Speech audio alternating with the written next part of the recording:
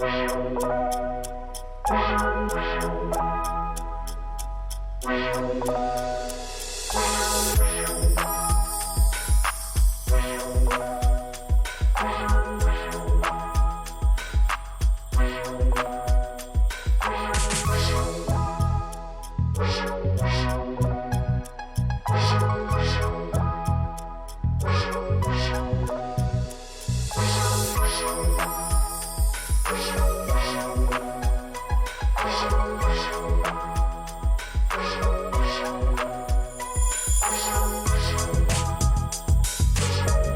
ಫಸ್ಟಿಗೆ ಹಿಂಗೆ ಎತ್ತಕ್ಕಾಗ್ತಿದ್ದಿಲ್ಲ, ಈಗ ಸ್ವಲ್ಪ ಎತ್ಬೋದು ಸರ್. ಹಿಂಗೆ ನೀರು ತೆಳಗಿಂದ ನೀರು ಕುಡಿಯೋಕ್ಕಾಗ್ತಿದ್ದಿಲ್ಲ, ಹಿಂಗೆ ಎತ್ಕೊಂಡು ನೀರು ಕುಡಿಯೋಕ್ಕಾಗ್ತಿರಲಿಲ್ಲ. ಇಲ್ಲ ಸರ್, ಈಗ ಎಷ್ಟು ಆರಾಮಾಯ್ತು ಸರ್. ಟ್ರೀಟ್ಮೆಂಟ್ ಮಾಡಿದ್ಮೇಲೆ ಆರಾಮತ್ತಾ? ಹಾಂ ಸರ್. ಇವಾಗ ನಮಸ್ಕಾರ, ನಾನು ಡಾಕ್ಟರ್ ನಾಗರಾಜ್ ಎಸ್ ಅಂಗಡಿ, ಆತ್ರೇಯ ಆಯುರ್ವೇದಾಲಯ, ದುರ್ಗಿಗುಡಿ, ಶಿವಮೊಗ್ಗ. ಆತ್ಮೀಯ ವೀಕ್ಷಕರೇ, ನೆಕ್ ಸ್ಟಿಫ್ನೆಸ್ ಜೊತೆಗೆ ಸರ್ವೈಕಲ್ ರೆಡಿಕ್ಯುಲೋಪತಿ ಇವೆರಡನ್ನೂ ಇಟ್ಕೊಂಡು ಇವತ್ತು ನಮ್ಮ ಆಸ್ಪತ್ರೆಗೆ ಇವರು ಬಂದರು. ಕುತ್ತಿಗೆಯನ್ನು ಸ್ವಲ್ಪನಾದರೂ ಅಂದರೆ ನೀರು ಕುಡಿಯೋಕ್ಕೂ ಕೂಡ ಆಗ್ತಾ ಇರಲಿಲ್ಲ, ಲೋಟ ಎತ್ಕೊಂಡು ಆಗ್ತಾ ಇರಲಿಲ್ಲ ಅಲ್ವಾ? ಹಾಂ ಸರ್.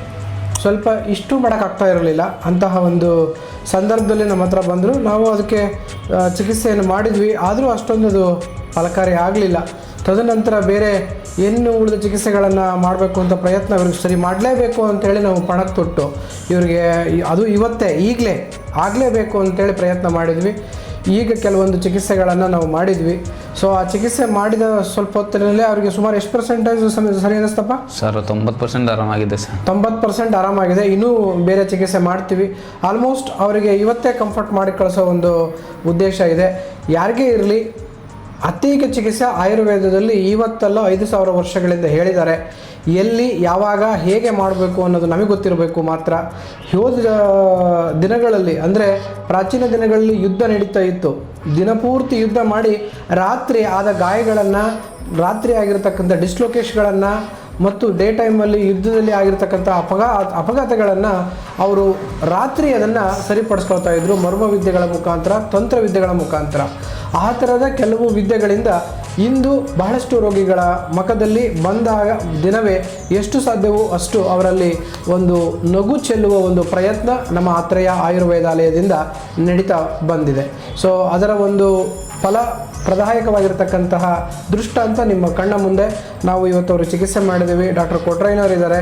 ಅವರು DHO ಆಗಿ ರಿಟೈರ್ಡ್ ಆಗಿ ನಮ್ಮಲ್ಲಿ ಸೇವೆ ಸಲ್ಲಿಸ್ತಿದ್ದಾರೆ. ಹಾಗೆ ತುಂಬ ಎಫಿಷಿಯೆಂಟ್ ತಂಡ ನಮ್ಮಲ್ಲಿದೆ. ಅದಕ್ಕೆ ಎಲ್ಲ ಥರದ ಚಿಕಿತ್ಸೆಗಳನ್ನು ನಾವು ತಂಡೋಪತಂಡವಾಗಿ ಬಂದು ಅದಕ್ಕೆ ಚಿಕಿತ್ಸೆ ನಡೆಸಿ ಅವರಲ್ಲಿ ಒಂದು ಗುಣಮುಖ ಮಾಡಲು ನಾವು ಪ್ರಯತ್ನ ಮಾಡ್ತಾ ಇದ್ದೇವೆ. ಹೇಳಿ, ನಿಮಗೇನು ಅನಿಸ್ತದೆ ಹೇಳ್ರಿ. ಸ್ವಲ್ಪ ಅವಾಗ ನನಗೆ ಮಧ್ಯಾಹ್ನ ಫುಲ್ ಪೈನ್ ಇತ್ತು. ಈಗ ಒಂದು ಸ್ವಲ್ಪ ಆರಾಮಾಗಿದೆ. ಚಿಕಿತ್ಸೆ ನಡೆದ ಮೇಲೆ 90% ಆರಾಮಾಗಿದೆ. ಆವಾಗಲೇ ಎತ್ತಿಗೆ ನೀರು ಕುಡಿಯೋಕ್ಕಾಗ್ತಿದ್ದಿಲ್ಲ, ಇವಾಗ ನೀರು ಕುಡಿಯೋಕ್ಕಾಗ್ತದೆ. ಹೆಸರೇನು? ದುರ್ಗೇಶ್. ದುರ್ಗೇಶ್ ಅಲ್ಲ, ಮುಷನಾಳು. ಈಗ ಪ್ರಾಣವಾಯುವಿನ ವಿಷಯಕ್ಕೆ ಬಂದರೆ, ಪ್ರಾಣವಾಯುವಿನ ಫಿಸಿಯೋಪಥಾಲಜಿಕಲ್ ಫಂಕ್ಷನ್ ಏನಿದೆ ಅಂದರೆ, ಪ್ರಾಣೋ ಅತ್ರ ಊರ್ಧಗಃ ಪುರಃ ಕಂಠಚರು ಬುದ್ಧಿ ಹೃದಯೇಂದ್ರಿಯ ಚಿತ್ತದೃಷ್ಟೀವನ ಕ್ಷವತು ಉದ್ಗಾರ ಪ್ರವೇಶ ಅನ್ನಕೃತು. ಈಗ ಡಾಕ್ಟರ್ ನಾಗರಾಜ್ ಅವರು ಮಾಡ್ತಾ ಇರ್ತಕ್ಕಂಥದ್ದು ಊರ್ಧ್ವ ಭಾಗದ ಚಿಕಿತ್ಸೆ. ಇನ್ನು ಅಧೋಭಾಗಕ್ಕೆ ಬಂದಾಗ ಅಪಾನವಾಯುವಿನ ಚಿಕಿತ್ಸೆನೂ ಕೂಡ ಆಗಬೇಕಾಗಿರ್ತದೆ. ಅಪಾನಃ ಅಪಾನಃ ಈ ಎರಡು ದೃಷ್ಟಿಯಾಗಿರೋದ್ರಿಂದ ಈ ಅಪಾನವಾಯುವಿನ ದೃಷ್ಟಿನೂ ಕೂಡ ಸರಿಪಡ್ತಕ್ಕಂಥದ್ದು ಮುಖ್ಯವಾಗಿರ್ತದಂಥದ್ದು.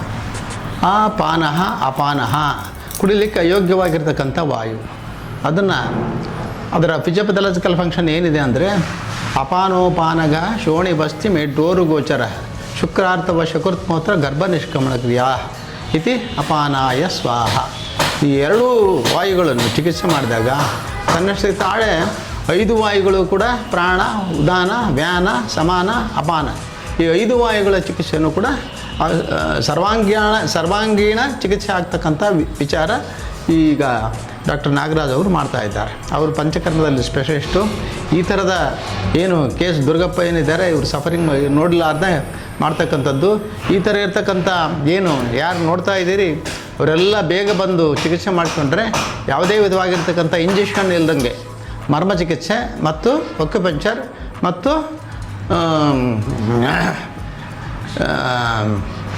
ಪ್ರಕೃತಿ ಚಿಕಿತ್ಸೆಯಲ್ಲಿ ಪ್ರಧಾನವಾಗಿ ಪ್ರಾಣವಾಯುವನ್ನು ಸರಿ ಮಾಡ್ತಕ್ಕಂಥದ್ದು ಜಲನೇತಿ ಮಾಡಿದಾಗ ಸಂಪೂರ್ಣ ಚಿಕಿತ್ಸೆ, ಮತ್ತು ಅಪಾನವಾಯು ಚಿಕಿತ್ಸೆಗೆ ಬಸ್ತಿ, ಇವಿಷ್ಟನ್ನು ಮಾಡಿದಾಗ ಸಂಪೂರ್ಣ ಆರಾಮಾಗ್ತಕ್ಕಂಥದ್ದು. Generate by AI.